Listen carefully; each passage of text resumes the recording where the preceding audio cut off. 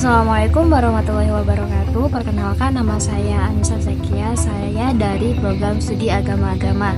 Di video ini saya akan membahas mengenai sebuah kasus, yaitu seorang nenek lansia di mana tidak mendapatkan keadilan hukum terhadap kasus yang menimpanya, yaitu nenek yang terdakwa yaitu dengan tuduhan dengan kasus yaitu melakukan pencurian kayu di lahan milik perhutani, yang mana nenek Asyani ini tidak melakukan perbuatan tersebut.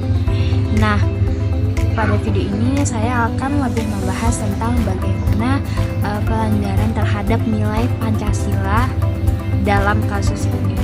Nah, baik, bagaimana pembahasannya? Langsung saja kita ke next video tentang pembahasan kasus dan juga pelanggaran terhadap nilai-nilai Pancasila yang terjadi dalam kasus ini.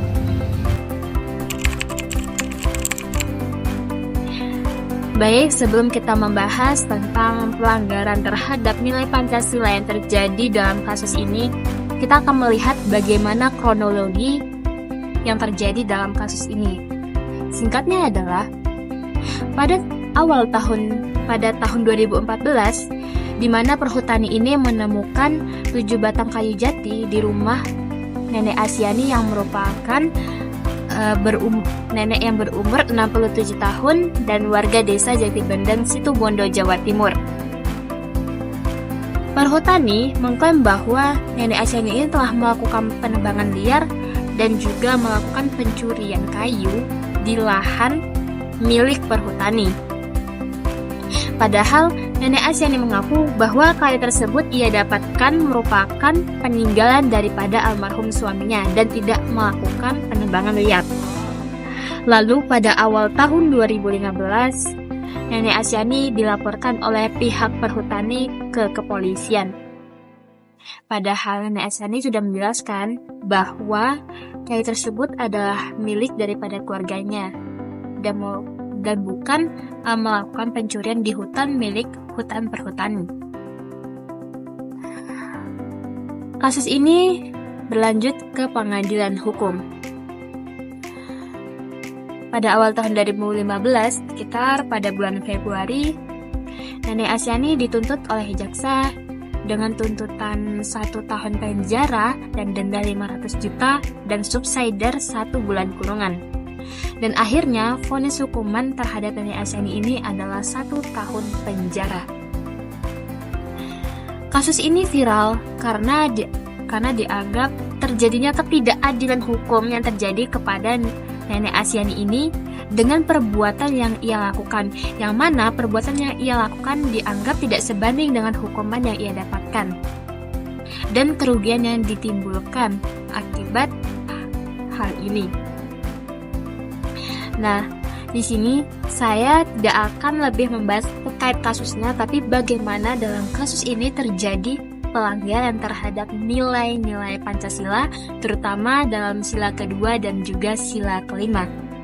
Berikut adalah pembahasannya.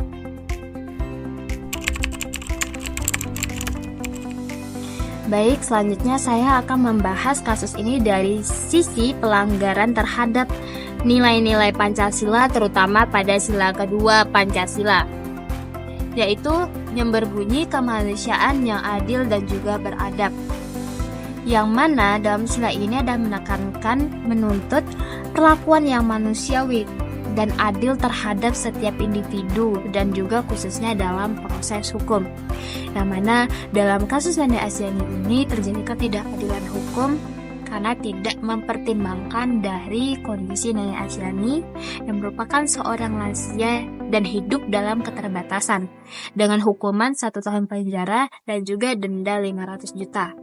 Ini memperlihatkan ketidakadilan terhadap penegakan hukum kepada Nenek Asyani ini, yang mana yang lebih mencerminkan kepada keformalitasan hukum tanpa mempertimbangkan daripada kondisi Nenek Asyani itu sendiri. Sebagaimana juga dalam pasal 28D ayat 1 yang menyatakan bahwa setiap orang berhak atas pengakuan, jaminan dan juga perlindungan kepastian hukum secara adil dan juga perlakuan yang sama di hadapan hukum. Yang mana ketidakadilan yang terjadi pada Nenek Asyani, keadilan tidak ditegakkan secara substansial, yang tidak mempertimbangkan kondisi daripada Nenek Asyani itu sendiri, dan juga tidak mempertimbangkan niatnya, bahwa Nenek Asyani ini tidak mempunyai niat kriminal, dan tidak melihat daripada kondisi niat Nenek Asyani itu sendiri. Nenek Asyani tidak berniat melakukan tindakan kriminal, melakukan pencurian kayu, tetapi Nenek Asyani mendapat kayu tersebut adalah merupakan milik keluarganya sendiri, yaitu merupakan peninggalan daripada suaminya, dan ini tidak dipertimbangkan lebih lanjut oleh hukum, sehingga terjadi ketidakadilan hukum dalam kasus Nenek Asyani ini. Baik, kita lanjut membahas kepada kasus ini dari segi pelanggaran terhadap nilai Pancasila, sila kelima, yaitu keadilan sosial bagi seluruh rakyat Indonesia.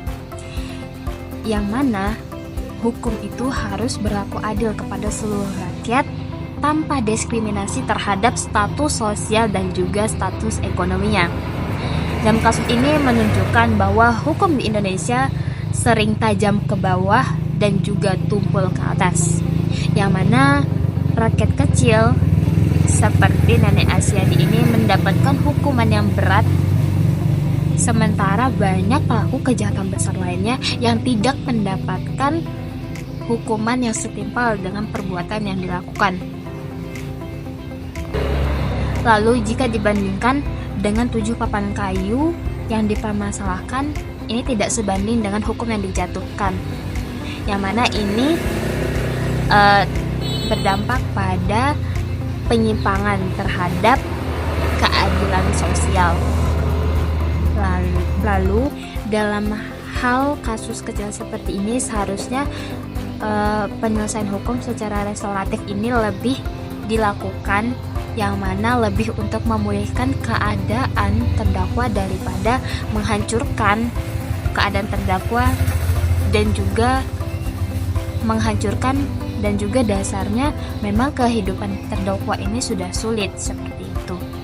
Kemudian kita lanjut ke pasal 28I ayat 2, yaitu yang menyatakan bahwa setiap orang berhak terbebas daripada perbuatan yang bersifat diskriminatif dan berhak mendapatkan perlindungan daripada perbuatan yang bersifat diskriminatif itu sendiri. Yang mana juga dalam kasus ini menunjukkan diskriminasi hukum yang nyata, bahwa Nenek Asyani sebagai rakyat kecil mendapatkan ketidakadilan hukum, yang mana lebih banyak lagi pelaku kejahatan yang lebih besar yang melakukan kejahatan yang juga tidak mendapatkan hukuman yang setimpal dengan kejahatan yang dilakukan.